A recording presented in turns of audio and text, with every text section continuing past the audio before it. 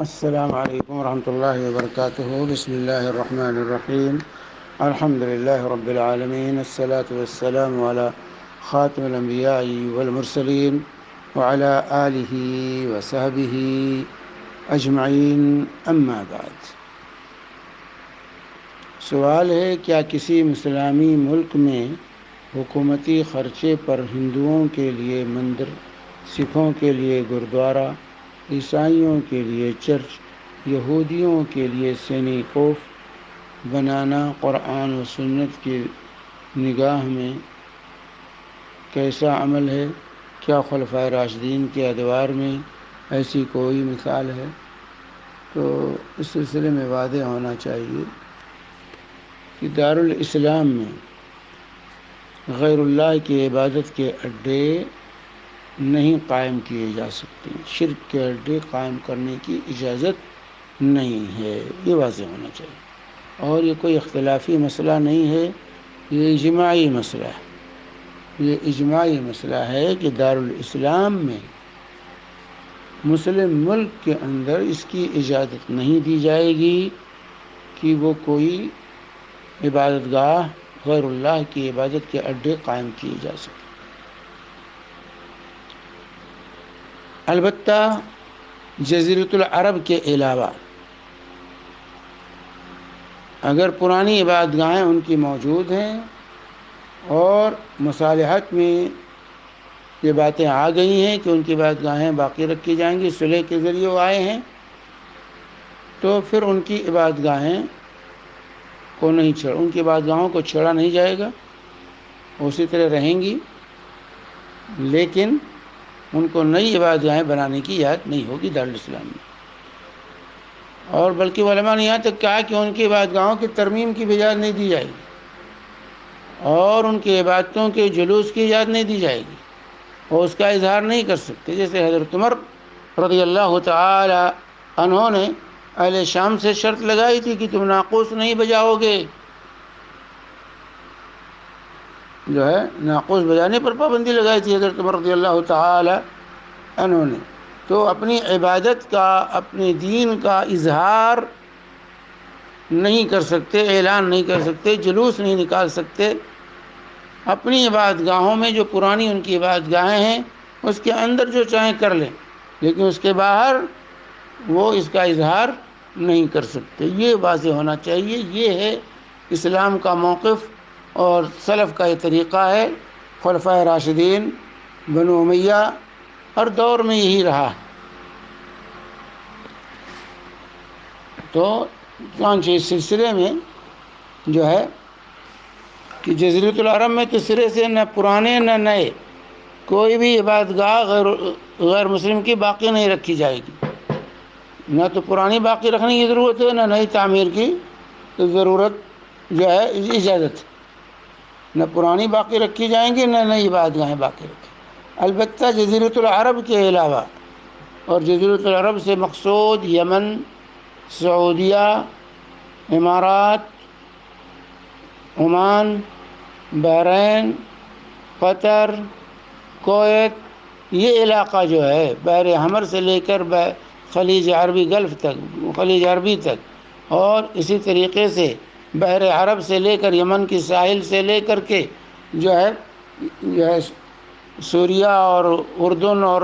عراق کی حدود تک یہ جزیرۃ العرب ہے۔ یہاں جو ہے دو دین لا یجتمع فیہ دینان، اس میں دو دین جمع نہیں ہو سکتے۔ تو نہ پرانی عبادت گاہیں باقی رکھی جائیں گی، نہ نئی عبادت گاہوں کی تعمیر کی جو ہے اجازت دی جائے گی غیر مسلموں کو، یہ واضح ہے۔ لیکن اس کے علاوہ جو ممالک ہیں اسلامی ممالک، اس کے اندر جو ہے نئی تعمیر کی اجازت نہیں دی جائے گی۔ نئی تعمیر، غیر اللہ کی عبادت کے اڈے نہیں قائم کیے جا سکتے ہیں، یہ واضح ہونا چاہیے۔ یہ اجماعی مسئلہ ہے، یہ کوئی اختلافی مسئلہ نہیں۔ اور جو ہے پرانی جو ہیں وہ اگر صلح کے وقت مصالحت کے تحت وہ ملک فتح ہوئے ہیں تو صلح کے وقت جو شرط لگائی گئی ہے اس شرط کے مطابق ان کی عبادت گاہیں باقی رہیں گی، اور جو ہے اس کو نہیں چھیڑا جائے گا، لیکن ان کو عبادت گاہ کے باہر اپنے دین اور اپنی عبادت کے اظہار کی اجازت نہیں دی جائے گی۔ وہ اپنی عبادت اپنی عبادت گاہ میں کریں گے، باہر نکل کر اس جلوس نکالیں، اس کا اشتہار کریں، تو یہ ان کے لیے جائز نہ ہوگا۔ اس کی اجازت اسلامی ملک غیر مسلموں کو نہیں دے سکتا، یہ واضح ہونا چاہیے۔ تو جب اس کی اجازت نہیں ہے تو وہ نئی عبادت گاہ کہاں سے تعمیر کریں؟ نئی عبادت گاہ کے تعمیر کی اجازت غیر مسلموں کو نہیں دی جائے گی۔ چنانچہ اس سلسلے میں آئیے دیکھیں کہ اقوال علماء کے اور صحابہ کے کیا ہیں۔ چنانچہ اس سلسلے میں جو ہے جہاں تک جزیرۃ العرب کا ہے وہ تو معاملہ بعد ہے۔ اللہ کے رسول کی حدیث ہے، لا یجتمع فیہ دینان لا یترک بجزیرۃ العرب دینان، یہ مسند احمد کی روایت کہ اس میں دو دین نہیں جمع ہو سکتے، یہاں صرف اسلام رہے گا، جزیرۃ العرب میں صرف اسلام رہے گا، صرف مساجد بنانے کی اجازت ہوگی، مساجد کے علاوہ دوسری عبادت گاہیں نہیں بنائی جا سکتی۔ اس کے علاوہ ملکوں کے اندر بھی جو ہے وہاں پر جو ہے غیر اللہ کی عبادت کے اڈے نہیں بنائے جائیں گے، بنانے کی اجازت نہیں دینے، بنانے کی اجازت۔ اسی لیے حضرت عمر رضی اللہ تعالی عنہ نے جو شرائط لگائے تھے، جو ہے عمری شروط کے ساتھ معروف اور مشہور ہیں، حضرت عمر رضی اللہ تعالی عنہ نے شام والوں کے ساتھ جو شرائط جو ہے لگائے تھے اس سلسلے میں، اس کے اندر جو ہے دیکھ لیجیے جو ہے اس کے اندر جس کی صراحت کی گئی تھی جو ہے جیسے کہ شیخ الاسلام علامہ تیمیہ رحمہ اللہ نے اقتداء الصراط المستقیم میں جو ہے اس کو اور مجموع الفتاوی میں جو ہے ذکر کیا ہے ان شرائط کو، اور ابن قیم نے احکام اہل الذمہ میں جو ہے تو اقتداء الصراط المستقیم جلد 1 صفحہ 199 اور اس میں لکھا ہے کہ صحابہ نے اس پر اتفاق کیا۔ دیکھیں مجموع الفتاوی جلد 28 صفحہ 651، اور اسی طرح امام ابن قیم نے احکام اہل الذمہ جلد 1 صفحہ 218 پر اور جو ہے یہ ذکر کیا ہے حضرت عمر رضی اللہ تعالیٰ عنہ شرائط لگائے تھے کہ انا شرطنا علی انفسنا الا نحدث فی مدینتنا کنیسہ ولا فيما حولها ديرا ولا قلائطا ولا صومعة، وفي جو ہے ہم اپنے ملک کے اندر اپنے جو ہے اور اس کے ارد گرد جو اپنے شہر میں اور اس کے ارد گرد جو ہے ہم جو ہے بنانے کی اجازت نہیں دیں گے، نہ تو کنیسہ بنانے کی اجازت دیں گے، نہ کوئی جو ہے عبادت خانہ بنانے کی دیں گے، نہ صومعہ بنانے کی اجازت دیں گے، جو ہے نہ عیسائیوں کا نہ یہودیوں کا کسی بھی دوسرے جو ہے مذہب کی عبادت گاہ ہم بنانے کی اجازت نہیں دیں گے، ہم بنانے کی اجازت جو ہے اس سلسلے میں نہیں دے سکتے ہیں۔ اس سلسلے میں جو ہے یہ سب جو ہے احکام اہل الذمہ میں دیکھ لیجئے شرائط لگائے تھے جو ہے، اور اس کو جو ہے اس پر عمل رہا خلفائے راشدین کے زمانے میں اور اسی طرح اس کے بعد کے ادوار میں، اور اسی طریقے سے جو ہے اس کو جو ہے ابو عبید القاسم بن سلام نے جو ہے اس کو الاموال میں ذکر کیا، الاموال صفحہ 259 پر، اور اسی طرح مصنف ابن شیبہ میں بھی یہ روایت آ رہی ہے جو ہے جلد نمبر 7 صفحہ 634 پہ کہ جو ہے ابن عباس رضی اللہ تعالی عنہ فرماتے ہیں کہ جو ہے لیکن سئل ابن عباس عن امثال العرب او دار العرب هل للعجم ان يحدثوا فيها شيئا فقال أيما مصر مسرته العرب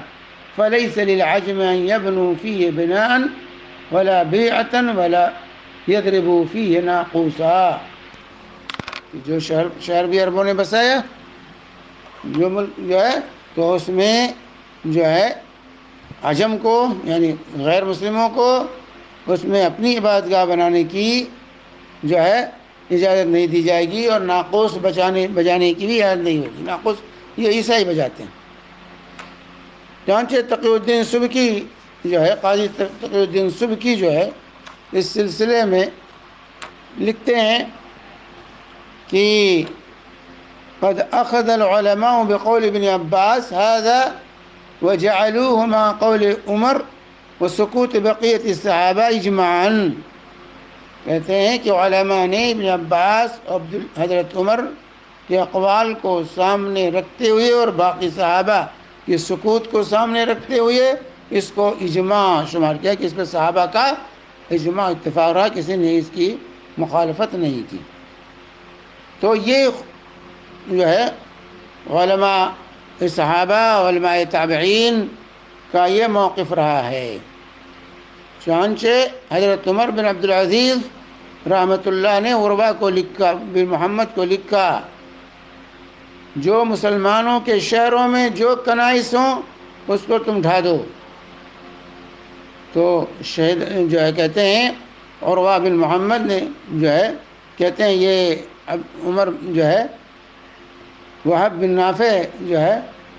سے کہتے ہیں کہ ہم عروہ بن محمد کے ساتھ جو ہے گئے اور وہاں پہنچے، پھر مجھے بلایا انہوں نے اور حضرت عمر کا انہوں نے عمر بن عبدالعزیز کا لیٹر دکھایا اور عروہ نے پھر جو ہے عروہ بن محمد نے جو ہے اس گرجا گھر کو ڈھا دیا، اس گرجا گھر کو ڈھا دیا. تو بنانے کی اجازت نہیں دی جائے گی، جیسے مصنف عبدالرزاق جلد نمبر 6 صفحہ 59. اور اسی طرح معمر ان اسماعیل بن امیہ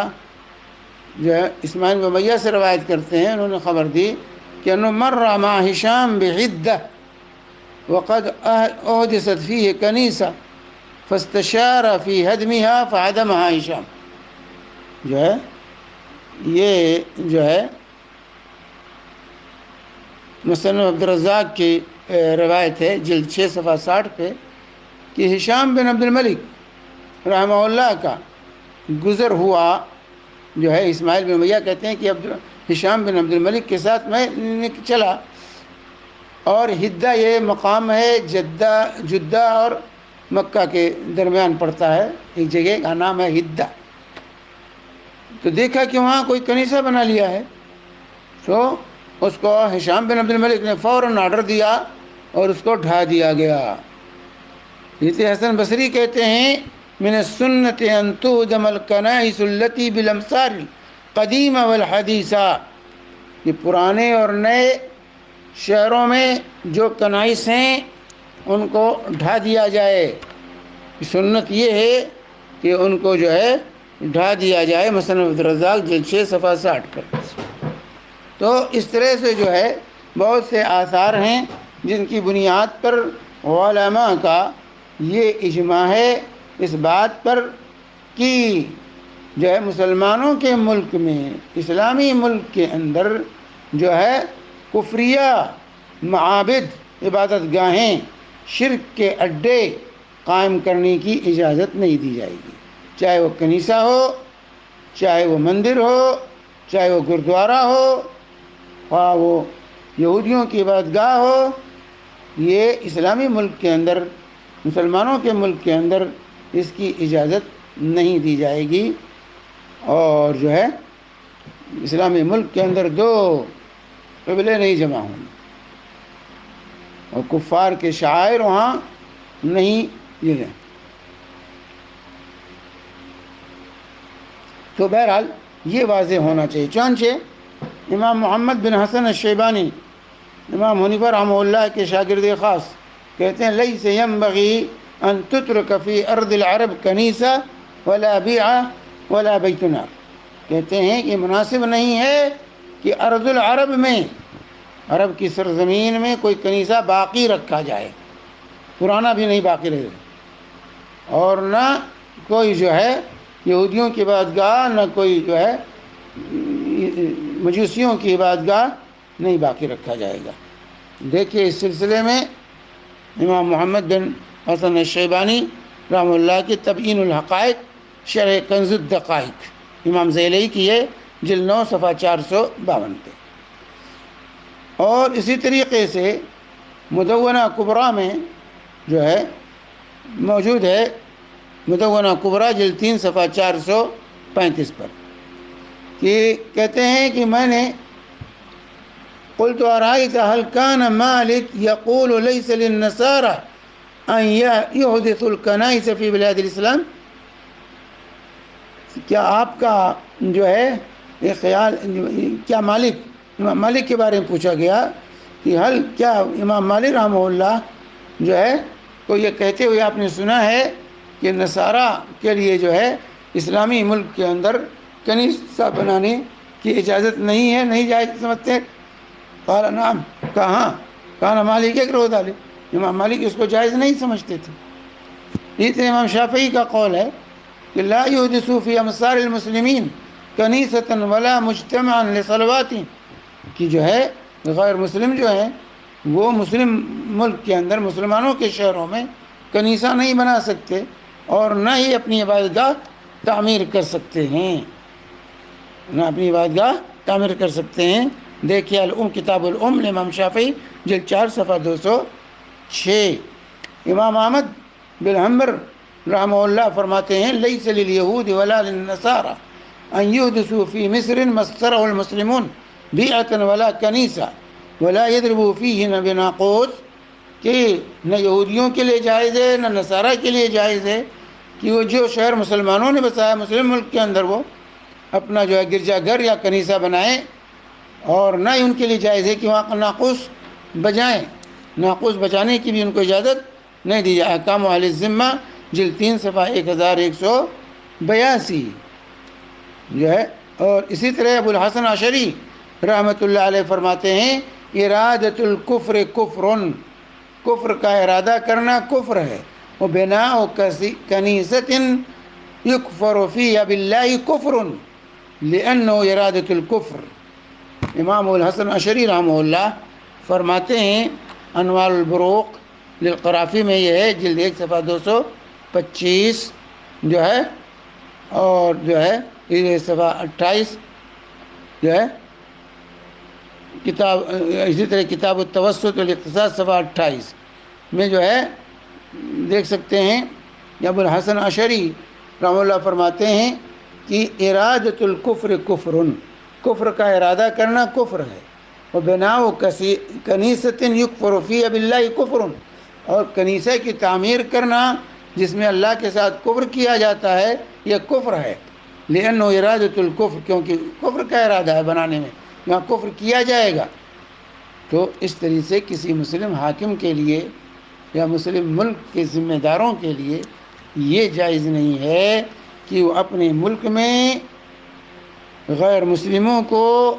اپنی عیدگاہ عبادت گاہ شرک کے اڈے اور کفر کے اڈے بنانے کی اجازت دیں، کیونکہ اگر اجازت دیتے ہیں تو اس سے کفر لازم آتا ہے، کفر کے اڈے کھولنا کفر ہے۔ اور اس طرح علامہ ابن قدامہ المغنی میں فرماتے ہیں الکافی میں، الکافی جلد 4 صفحہ 36 پہ کہ وَيُمْنَعُونَ مِنْ إِحْدَاثِ الْبِيعِ وَالْكَنَائِسِ وَالصَّوَامِعِ فِي بِلَادِ الْمُسْلِمِينَ لِمَا رُوِیَ فِي شُرُوطِهِمْ لِعَبْدِ الرحمن بن غنم، کہتے ہیں کہ جو ہے غیر مسلموں کو مسلم ملک کے اندر کنیسہ یا صومعہ عبادت گاہ کی کسی نوعیت کی عبادت گاہ جو ہے بنانے کی اجازت نہیں دی جائے گی، لما روی فی شروطہم لعبد الرحمن بن غنم، جو عبد الرحمن بن غنم سے جو معاملہ ہوا تھا اس میں جو شروط لگائے گئے تھے اس میں یہ شرائط موجود تھے، یہ شرائط جو ہے موجود تھے، اس لیے ان کو اجازت نہیں دی جائے گی جو ہے گرجا گھر بنانے کی، اور نہ ہی جو ہے عبادت گاہ بنانے کی، عبادت کا اڈا قائم کرنے کی۔ شیخ الاسلام ابن تیمیہ رحمہ اللہ الرسالہ القبرصیہ میں فرماتے ہیں اتفق المسلمون على ان من بناه المسلمون من المدائن ولم يكن لأهل الذمة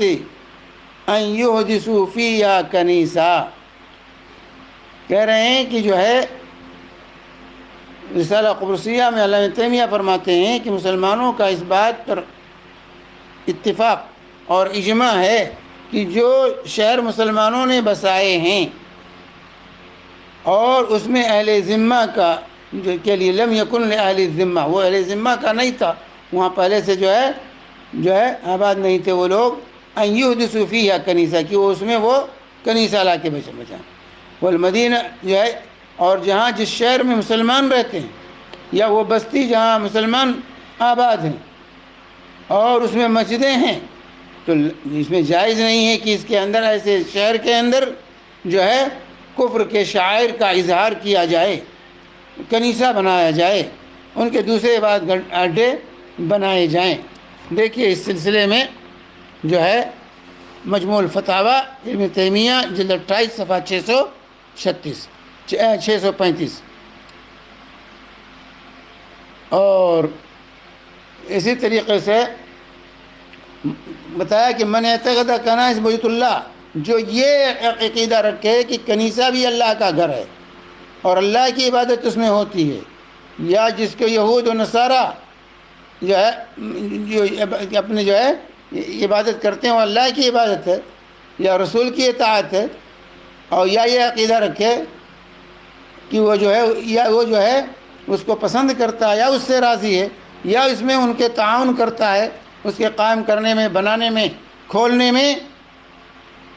اور یہ